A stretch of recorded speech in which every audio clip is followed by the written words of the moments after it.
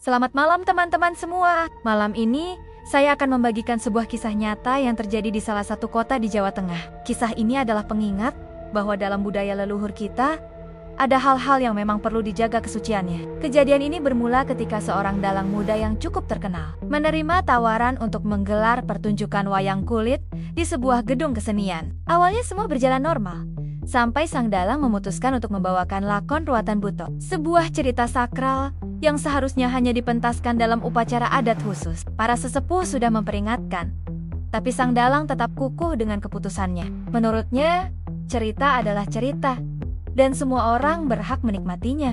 Malam pertunjukan pun tiba. Gedung kesenian dipenuhi penonton yang penasaran. Ketika gamelan mulai berbunyi, membuka pertunjukan, suasana mendadak berubah.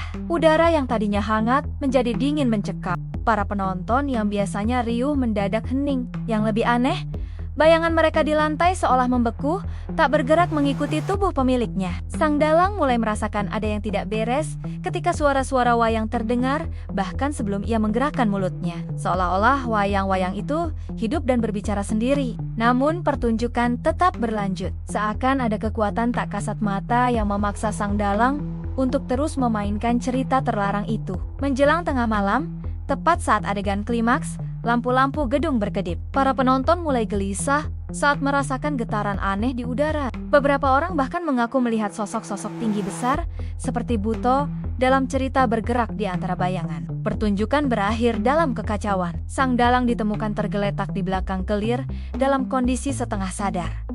Tubuhnya gemetar hebat. Yang lebih mengejutkan, seluruh koleksi wayang kulitnya yang berharga hangus menghitam, seolah terbakar padahal tak ada api atau asap sama sekali. Berhari-hari setelahnya, sang dalang jatuh sakit. Ia mengaku terus dihantui mimpi buruk, di mana para Buto dalam cerita mendatanginya, menuntut pertanggungjawaban karena telah mempermainkan cerita sakral mereka. Butuh waktu berbulan-bulan dan berbagai ritual adat untuk memulihkan keadaannya. Kisah ini menjadi pelajaran berharga bagi kita semua. Budaya dan tradisi leluhur bukanlah sekadar hiburan yang bisa dipentaskan sembarangan. Ada nilai-nilai sakral yang perlu kita hormati dan jaga. Bukan karena kita takut, tapi karena kita mengerti bahwa ada batas-batas yang tidak boleh dilanggar. Terima kasih sudah mendengarkan kisah ini. Jangan lupa like, subscribe, dan bagikan channel ini ke teman-teman kalian. Sampai jumpa di kisah berikutnya.